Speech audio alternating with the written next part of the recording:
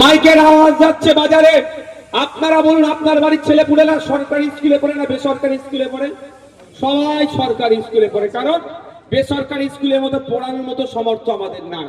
কি করে হবে? এই যে এখানে যেটা আছে এই কোম্পানিটার নাম, যে আপনার কোল মাইন্সে যে কোম্পানি আছে, সরিষাতলি কোল মাইন্সে কোম্পানিতে 1000 মতো প্রায় মানুষ চাকরি করে।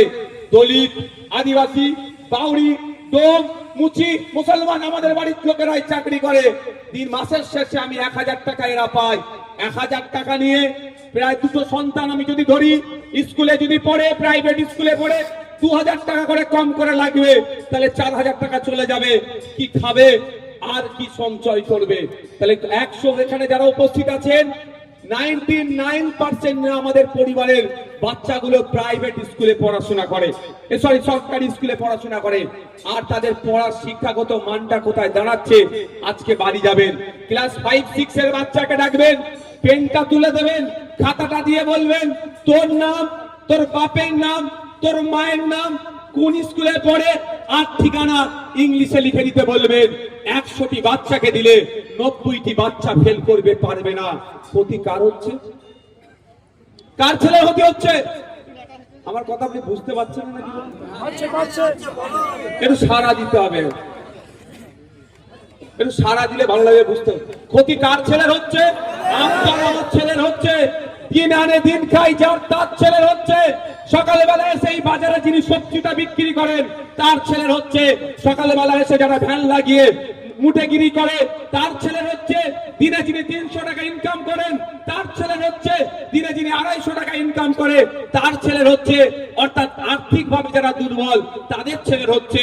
এবার আমি যদি বলি ও মুসলমান, ও হিন্দু, ও বাগদি, ও মুচি, ও আপনার বাউরি, এই যদি ভাগ করে দিই তাহলে আর প্রতিবাদটা সংগঠিত হবে? হবে না। তাহলে আমাদেরকে আওয়াজ তুলতে হবে। সরকারের কাজটা কি? আপনারা বছরে বছরে ভোট দেন, সরকার তৈরি করেন। সরকারের কাজটাই হচ্ছে এটাই, স্কুলে শিক্ষার পরিকাঠামো ফিরিয়ে নিয়ে আসবে। এখানে বারাবণীতে নতুন প্রাইমারি স্কুল, নতুন হাই স্কুল, প্রয়োজনে কলেজ তৈরি করবে। তার পরিবর্তে আমি আপনাদের বলে যাচ্ছি তথ্য নাই, আপনারা লোকাল আমাকে উত্তর দেবেন যদি আমি ভুল বলি। খোঁজ নিলে দেখা যাবে 2012 থেকে 2024 সারা পশ্চিম বাংলায় 25,000 প্রাইমারি স্কুল বন্ধ হয়ে গিয়েছে। তার মধ্যে বারাবণীতে একাধিক প্রাইমারি স্কুল বন্ধ হয়ে গিয়েছে। ক্ষতিটা কাদের হচ্ছে? আপনাদের হচ্ছে। নেতাদের কিন্তু এই ক্ষতি হয় না। কেন হয় না?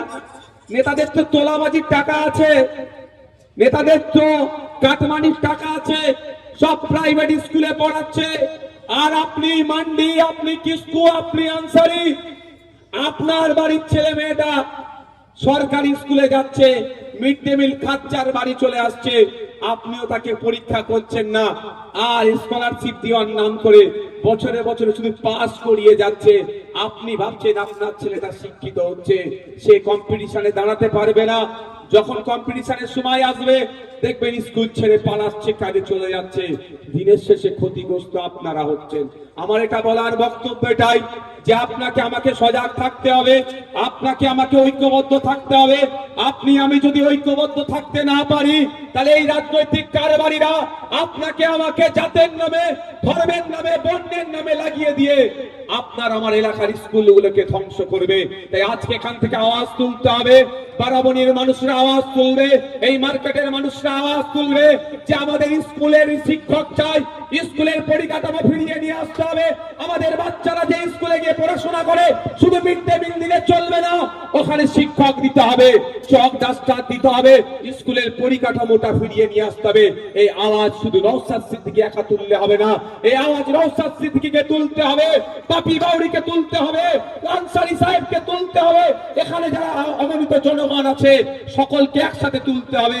তাহলে সরকারের টনক নড়বে, তাহলে ব্যবস্থা করবে।